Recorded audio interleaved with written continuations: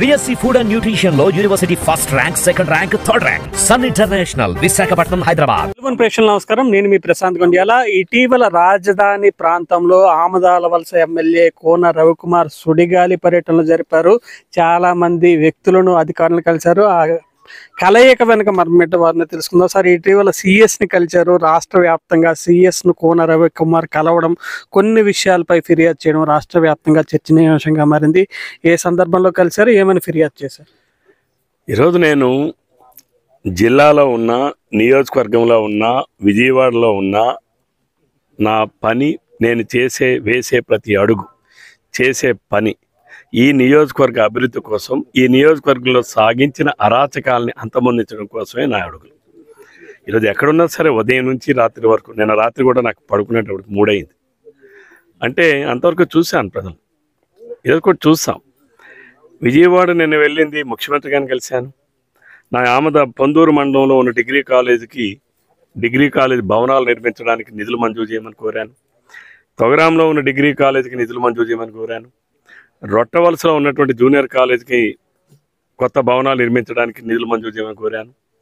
అట్లానే ఏదైతే పొందూరు మండలంలో ఏదైతే రెల్లిగడ్డలో గతంలో నాబార్డు నిధుల నుంచి 9 కోట్ల రూపాయలు మేము ఇస్తే అందులో కొంత పని అయింది, కొంత పని జరగల. తమ్మినేని సీతారాం కేవలం తన అవినీతి కోసం ఈరోజు ఈ ప్రాంతంలో ఉన్నటువంటి 6,000 ఎకరాలు ఉన్నటువంటి రైతులు ఈరోజు గగ్గోలు పెడుతున్నారంటే దానికి కారకుడు ఈ తమ్మినేని సీతారాం. కేవలం అవినీతి కోసం, తన అవినీతి కోసం అక్కడ పనిచేసినటువంటి అధికారుల్ని వరద వచ్చేటప్పుడు కొట్టిపోయింది. నిన్న నేను అడుగుతా ఉన్నాను జగన్మోహన్ రెడ్డిని, డమాబుసులు సీతారా అని. డయాఫ్రమ్ వాళ్ళు ఎందుకు కొట్టిపోయింది? దానికి నీ మీద ఎన్ని కేసులు పెట్టాలి? ముఖ్యమంత్రి దగ్గర నుంచి 151 మంది శాసనసభ్యుల మీద క్రిమినల్ కేసులు పెట్టాలా లేదా? ఈరోజు అక్కడ ఒక రెల్లిగడ్డలో పనులు జరుగుతున్న సమయంలో విపరీతమైన వరద వచ్చి జరుగుతున్నటువంటి కొంత భాగం కొట్టుకుపోతే దానికేం ప్రభుత్వం ఏం పేమెంట్ ఇవ్వలేదే. ఏ ఒక్క అధికారి కూడా ఎంబుకు రికార్డ్ చేయలేదే. దాని మీద విజిలెన్స్ అని చెప్పి ముఖ్యమంత్రితో రాయించి, విజిలెన్స్ అధికారులను పిలిపించి తప్పుడు నివేదికలు వాళ్ళతో బలవంతంగా రాయించి వాళ్ళ మీద 6 మీద క్రిమినల్ కేసులు పెట్టాడు. ఇంకా అందులో కూడా ఏంటి, ఆ అధికారులు ఎవరైనా వైసీపీ సింపథైజర్స్ ఉంటే వాళ్ళని పక్కన పెట్టి ఎవరైతే న్యూట్రల్గా ఉన్న వాళ్ళని ఆయన డిమాండ్ చేశాడు. ఆ రోజు అధికారులని, నాకు ఒక్కొక్కడు మీరు 10 లక్షలు ఇవ్వండి, అందులో 16 మంది ఉద్యోగస్తులు ఉన్నారు అంటే 1,60,00,000 రూపాయలు ఇస్తే మేము ఏ విజిలెన్స్ లేకుండా చేస్తా అని చెప్పి డిమాండ్ చేశాడు వాళ్ళని. అసలు మేము ఎందుకు ఇవ్వాలండి, మేమేం నేరం చేసాం, మేమేం తప్పు చేసామని వాళ్ళు గగ్గోలు పెడితే వినేవాడు లేడు. ఆ రోజు జిల్లాలో 2 మంత్రులు ఉన్నారు, కనీసం వాళ్ళకు కూడా ఇంగితం ఆలోచన చేయలేదు. కక్షపూరితమైనటువంటి విధానాలతో పరిపాలన చేసి ఈరోజు కూడా మా ప్రాంతంలో ఈరోజు నీళ్ళు రాలేదని గగ్గోలు పెడుతున్నారంటే ఆ పాపిష్టితనం చేసినటువంటి వాడు ఈ తమ్మినేని సీతారాం. మీరు డిగ్రీ కళాశాలల మంజూరు అభివృద్ధితో పాటు తమ్మినేని సీతారాం డిగ్రీ పైన కూడా ఏదో ఫిర్యాదు చేసినట్టు. ఎందుకంటే తమ్మినేని సీతారాం 2009 నేను తెలుగుదేశం, ఆయన ప్రజారాజ్యం, ఇద్దరం ఎన్నికల కమిషన్కి అఫిడవిట్ ఇచ్చాం. అఫిడవిట్లో ఆయన ఏం రాశాడు, నాది ఇంటర్మీడియట్ క్వాలిఫికేషన్. 2014 నేను తెలుగుదేశం, ఆయన వైఎస్ఆర్సీపీ. ఎన్నికల అఫిడవిట్లో రాశాడు నాది హైయెస్ట్ క్వాలిఫికేషన్ ఇంటర్మీడియట్. 2019లో నేను తెలుగుదేశం, ఆయన వైఎస్ఆర్సీపీ. ఎన్నికల కమిషన్ అఫిడవిట్లో నా హైయెస్ట్ క్వాలిఫికేషన్ ఇంటర్మీడియట్. అలాగే మీలాగే ఎవరైనా వచ్చి టీవీలు ఇంటర్వ్యూలు చేస్తే వాళ్ళకు కూడా చెప్పాడు నేను డిగ్రీలో హెచ్ఈసీ చేశాను అన్నాడు. భారతదేశంలో, ప్రపంచంలో ఎవడు డిగ్రీలో హెచ్ఈసీ చేయడు, ఎక్కడా లేదు ఆ గ్రూప్. ఒక తొగరంలోనే వాళ్ళ ఇంట్లోనే ఉంటుంది ఆ గ్రూప్, ఇంకెవడికి ఉండదు. అంటే అటువంటి మేధావి అయినా, అంతటి మేధావి అయినా, అందుకే డమాబుస్లోడు అంటాను నేను. అన్నీ అబద్ధాలే, రిప్పితే అబద్ధం. ఆ రోజు ఇంటర్మీడియట్ అని ఇచ్చాడు. మరి 2019 అఫిడవిట్లో, అలాగే నేను 2024 అఫిడవిట్లో ఇంటర్మీడియట్ అని ఇచ్చాడు. మరి 2019లో నువ్వు ఇంటర్మీడియట్ అని ఇచ్చి 2018లోనే నువ్వు డిగ్రీ పట్టా నీకు ఎలా వచ్చింది అనుకోండి, నిజమే అనుకుందాం. నువ్వు ఎన్నికల అఫిడవిట్లో 2019లో అది నువ్వు డిగ్రీ అని చెప్పి రాయాలి కదా. అంటే ఎన్నికల కమిషన్కి నువ్వు తప్పుడు అఫిడవిట్ అయినా ఇచ్చి ఉండాలి, లేదా ఇదైనా fake and forged and fabricated certificate అయినా ఇవి ఉండాలి, అంతే కదా. నేను దానిపైన 2022లోనే ఆనాడున్న ముఖ్యమంత్రికి, ఆనాడున్న గవర్నర్ గారికి, అప్పుడున్నటువంటి హైకోర్టు చీఫ్ జస్టిస్ గారికి, అలాగే భారతదేశ రాష్ట్రపతి గారికి, భారతదేశంలో ఉన్నటువంటి చీఫ్ జస్టిస్ గారికి, సుప్రీంకోర్టు, అలాగే తెలంగాణ ముఖ్యమంత్రికి, తెలంగాణ గవర్నర్కి అందరికీ నేను ఫిర్యాదు చేశాను. ఎవరి దగ్గర నుంచి నాకు స్పందన రాలా. కానీ ఒకే ఒక్కరి దగ్గర నుంచి వచ్చింది, భారత రాష్ట్రపతి గారి కార్యాలయం నుంచి. రాష్ట్రపతి గారి కార్యాలయం నుంచి వచ్చిన రిప్లై ఏంటంటే, ఆంధ్రప్రదేశ్ రాష్ట్ర చీఫ్ సెక్రటరీకి దీని మీద విచారణ చేయండి అని రాష్ట్రపతి గారి కార్యాలయం నుంచి వచ్చింది. నాకు కూడా ఒక కాపీ మార్క్ చేశారు. ఆ రోజు కూడా జవహర్ రెడ్డి గారికి చెప్పాను. బట్ ఆయన రెడ్డి కులం పిచ్చిలో ఉన్నాడు, ఆయన కులగజ్జిలో ఉన్నాడు ఆయన. ఇప్పుడు ఏంటి సార్ ప్రాసెస్? మళ్ళా రాష్ట్రపతి కార్యాలయం నుంచి వచ్చింది. నేను ఇచ్చినటువంటి ఫిర్యాదుని మీరు విచారణ చేయండి, సిఐడితో విచారణ చేయండి, నిజాలు తేల్చండి. ఆయన ఎప్పుడు అంటాడు కదా, చట్టం దాని పని చేస్తుంది, నేను ఎప్పుడు మంచివాడిని, నేను ఎప్పుడు పోటుగాడిని అని చెప్పి అంటుంటాడు కదా. మరి ఆ పోటు తత్వం ఏదో తెలియాలి కదా ప్రజలకి. నువ్వు డిగ్రీ చేసావా, అఫిడవిట్లో మెన్షన్ చేయి. లేదా అది డిగ్రీ చేయకుండా నకిలీదా, దానికి శిక్ష ఉండాలి.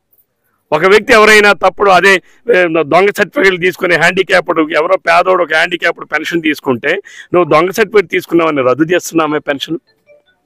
మరి అంతకన్నా ఇది నేరం కాదా? ఒక స్పీకర్గా ఉన్నటువంటి వ్యక్తి, ఇటువంటి వ్యక్తుల వల్ల స్పీకర్ స్థానాన్ని కళంకితుడు చేశాడు. ఈరోజు స్పీకర్ స్థానం ఎంతో విలువైనది, ఎంతో ప్రతిష్టాత్మకమైనది. సభలో ముఖ్యమంత్రి గారు కూడా అధ్యక్షాన్ని సంబోధించేటటువంటి స్థానం అది. ప్రతిపక్ష నాయకుడు కూడా అధ్యక్షాన్ని సంబోధించేటటువంటి స్థానం అది. అటువంటి స్థానానికి కళంకితమైనటువంటి ఇటువంటి వ్యక్తులకి శిక్ష పడాలి. వీళ్ళని చూసి రేపు సభ్య సమాజం ఏం నేర్చుకోవాలి, వీళ్ళని చూసి రేపు రాబోయే జనరేషన్ ఏం నేర్చుకోవాలి, ఏం తెలుసుకోవాలి. అంటే మనం విచ్చలవిడిగా దౌర్జన్యాలు చేయడం ఇదొక్కటే కదా ఆయన చేసింది. ఈ ఆమదాల వలస నియోజకవర్గం శ్రీకాకుళంలో మా బంధువుల ఆస్తులతో కలుపుకొని నాకు తెలిసి ఒక 16-17 ఫేక్ డాక్యుమెంట్స్ క్రియేట్ చేశాడు.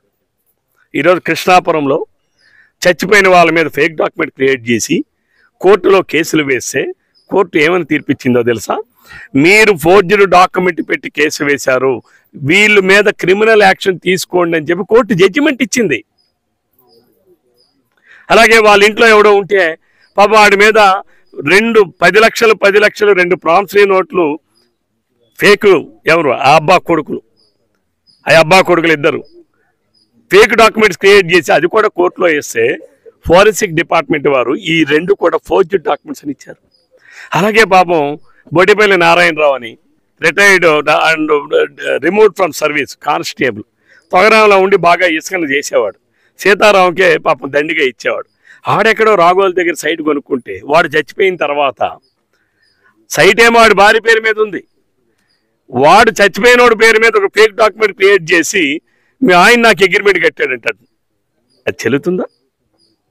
ఇవి నా దృష్టికి, అలాగే మా బంధువులు రక్త సంబంధికులు ఆస్తులు కూడా ఫేక్ డాక్యుమెంట్స్ క్రియేట్ చేసి, నాకు మా అమ్మమ్మేమో నన్నేమో దత్తత తీసుకుంది, మా అమ్మమ్మ నాకేమో రాసింది వీళ్ళని చెప్పి ఫేక్ డాక్యుమెంట్ క్రియేట్ చేసి కోర్టులో వేశారు. ఇంతకుముందు ఎప్పుడు ఆందోళన సంస్కృతి లేదు, ఎవ్వరూ చేయలే. సంస్కృతి అనే కాదు, ఇది మనిషి తాలూకా నైజం. నేను డమాబుస్సుల సీతారామన్ అంటే నేనేదో అతన్ని రాజకీయంగా నేనేదో వ్యతిరేకం అని చెప్పి నేను ఆ పేరు పెట్టి పిలవలా. ఆయన చేసేటటువంటి బోగస్ ఫోర్జెడ్ డాక్యుమెంట్స్.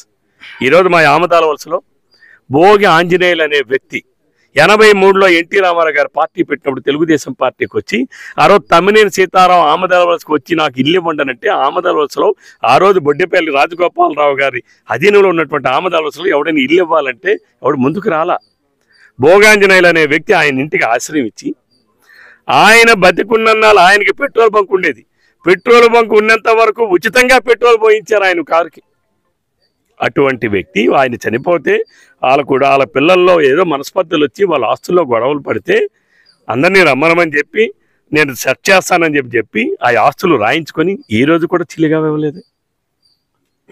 అయితే నేను ఎదురు చూస్తున్నాను, ఎవరైనా వచ్చి నేను ఇదే మీ ద్వారా కూడా ఆమదాల వలస నియోజకవర్గంలో కానీ ఆంధ్రప్రదేశ్ రాష్ట్రంలో కానీ తమ్మినేని సీతారాం అవినీతికి బలైపోయిన వాళ్ళు ఎవరైనా వచ్చి నాకు ఫిర్యాదు చేస్తే మీరు మీ దగ్గర ఉన్న డాక్యుమెంట్స్ని తీసుకొచ్చి నాకు ఇస్తే తప్పనిసరిగా చట్టపరమైనటువంటి ఎంక్వైరీలు జరిపిస్తా, మీకు న్యాయం చేస్తా.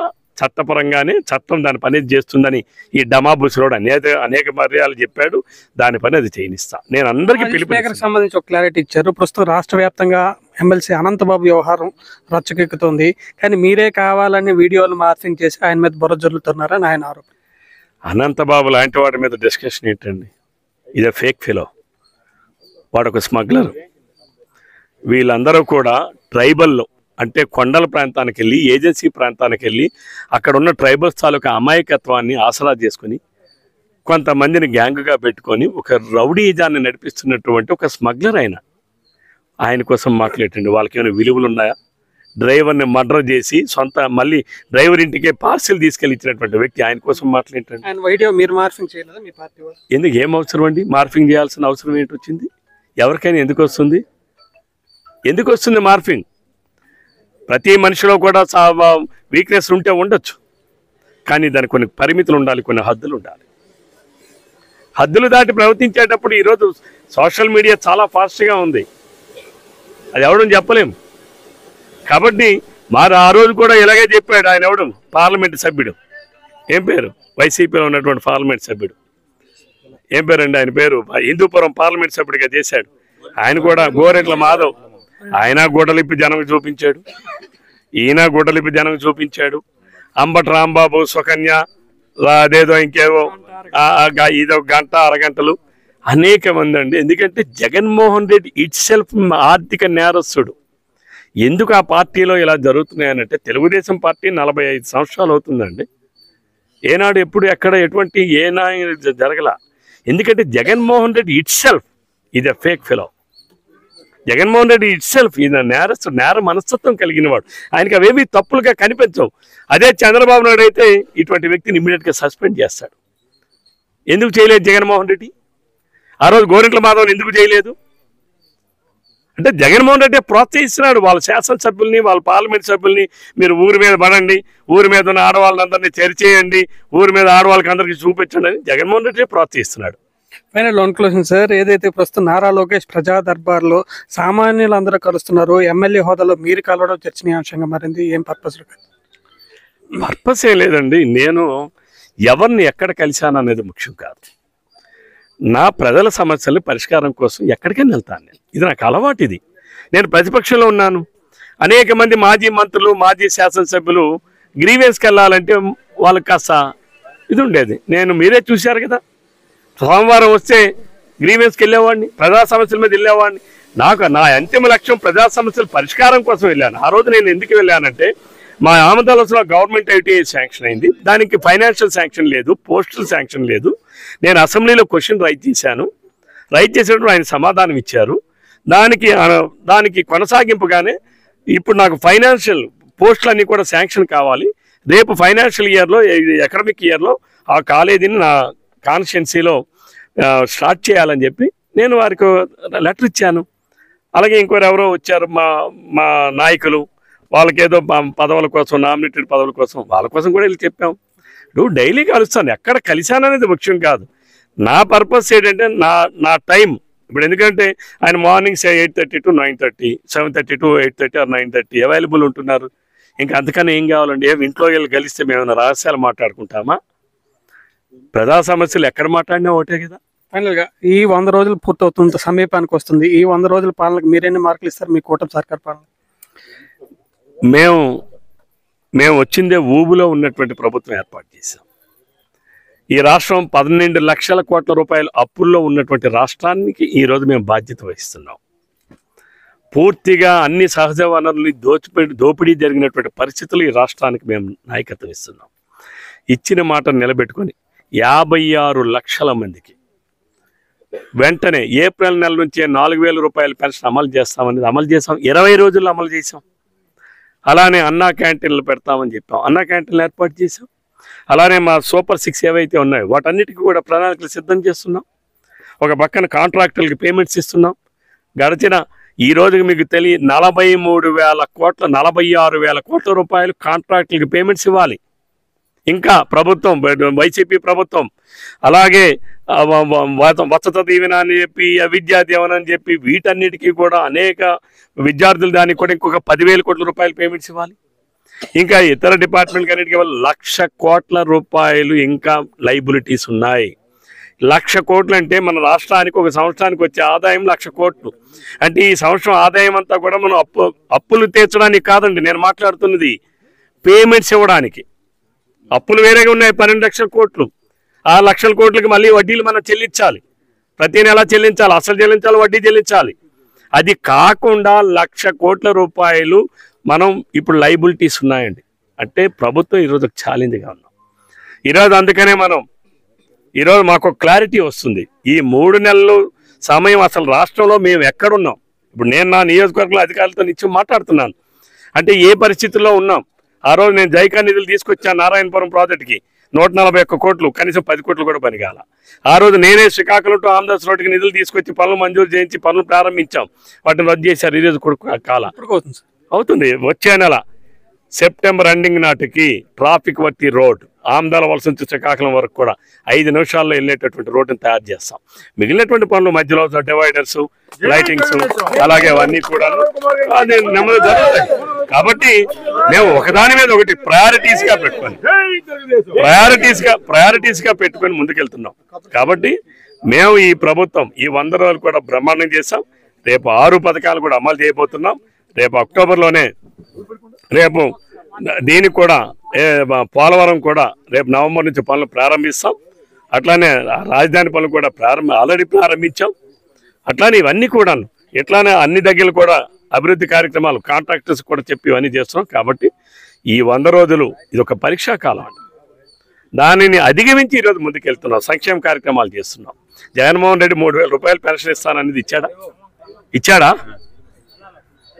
3,000 రూపాయలు పెన్షన్ ఇవ్వలేని, 1,000 రూపాయలు పెన్షన్ పెంచి ఇవ్వలేనటువంటి దద్దమ్మ ఈ వైసీపీ వాళ్ళు ఈరోజు మమ్మల్ని విమర్శించే అర్హత ఉందా? కాబట్టి చాలా సంతృప్తిగాను. ఎమ్మెల్యే టీడీపీ సీనియర్ నేత కోన రవికుమార్ చెప్తున్న మాట, తమ్మినేని సీతారాం ఫేక్ డిగ్రీ అంత చూసేంత వరకు తాను నిద్రపోనని, గతంలో అనేక దఫాలు ఇటు ప్రజలకు అటు ప్రభుత్వాలకు మోసం చేసిన ఘనత మాజీ స్పీకర్ తమ్మినేని సీతారాం దాన్ని కోన రవికుమార్ ఆరోపిస్తున్న పరిస్థితి. ఇంకోవైపు ఆముదాల వలస రోడ్డు మరొక్క 4 రోజుల్లోనే పూర్తిగా ఇక్కడ ప్రజలకు అందుబాటులోకి రానుందని, ప్రజా సమస్యల పరిష్కారానికి కూటమి సర్కారు చిత్తశుద్ధితో పనిచేస్తుందని కోన రవికుమార్ చెప్తున్న పరిస్థితి ఉంది. శ్రీకాకుళం జిల్లా ఆముదాల వలస నుంచి ప్రశాంత్, తెలుగు న్యూస్.